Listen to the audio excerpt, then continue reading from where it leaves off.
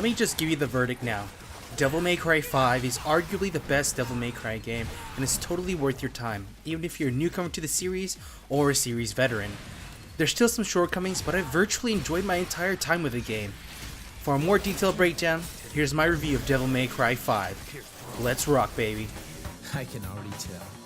Looks like this is gonna be one hell of a party! In the age of hack and slash games, Devil May Cry is one of the founders of the genre.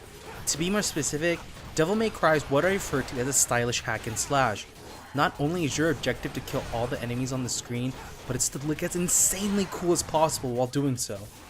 The game's first playthrough took me about 10 hours, which is fairly standard with this genre. However, the real meat of the game comes from replaying the missions at a harder difficulty and clearing them with the highest rank by utilizing all the moves at your disposal.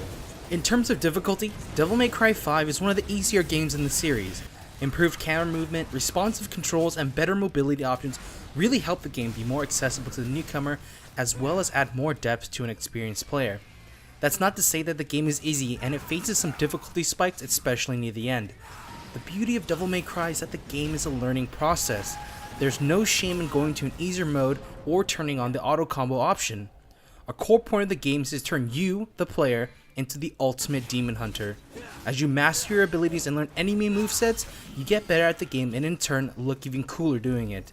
From there, you can increase the difficulty at your pace, with the hardest difficulties changing enemy layouts and even giving them some new movesets.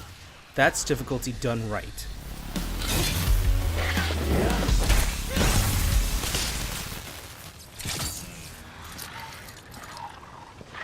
Alright, time to kick some ass.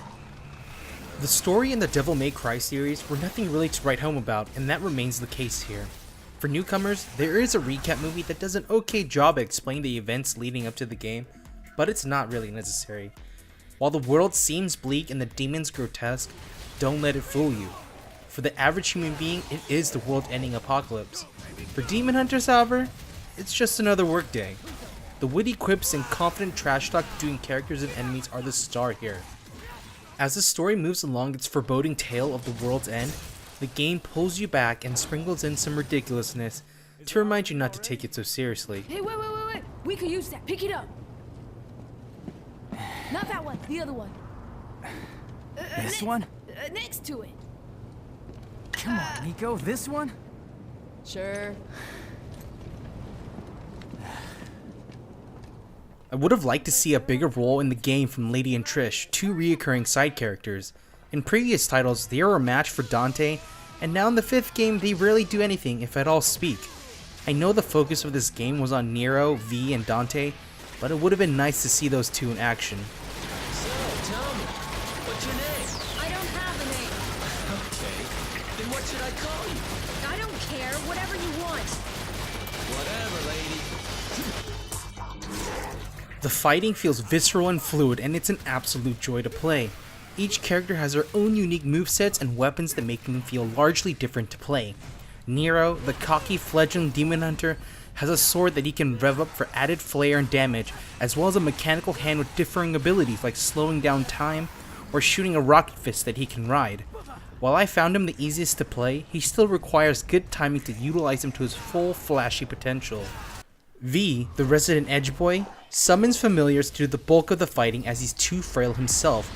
His keep away playstyle consists of managing his familiar's health, reading poetry in the midst of battle, and then finding the right moment to deal the final blow himself.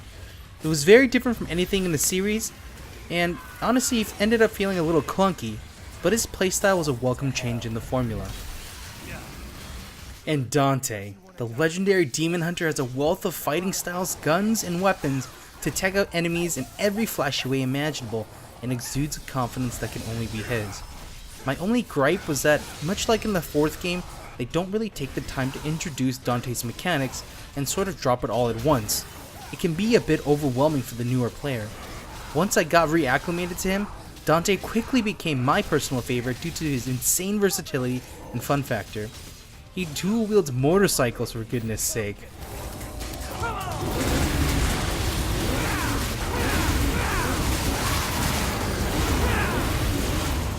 There aren't many things I didn't like with the game, but I feel it's still worth discussing. Load screens aren't necessarily long, but there are enough that you notice them. For example, mid-mission I can call in for support and go into the upgrade shop, which gives me a load screen. Then I want to try to move before spending my newly earned orbs, so I face another load screen to go into the training area. Then I want to try a different ability, so I have to go back into the upgrade shop for another loading screen, then back into the training area with another loading screen. It's not something that's that negative, but it did make me think twice about if I wanted to try out the ability or just buy it because I didn't want to go through another load screen. The next part is the deluxe edition of the game. I wasn't a fan of how they added a fair amount of the gameplay experience behind a premium edition, namely weapons that offered a different or completely new moveset. Now, it's not the worst defender, and the weapons aren't game breaking, but I did feel let down that I needed to purchase the deluxe edition to feel like I had gotten the full game. I also didn't like the inclusion of multiplayer and microtransactions. They both felt completely unnecessary, and they seemed added in for the sake of adding those aspects in. The multiplayer portion is virtually unnoticeable, and the 2 items currently in the microtransaction store can be earned in-game. Just like my other issues, they aren't invasive to my gameplay by any means, but every time I see it, I ask myself, why is it in the game? Can you meet me over here?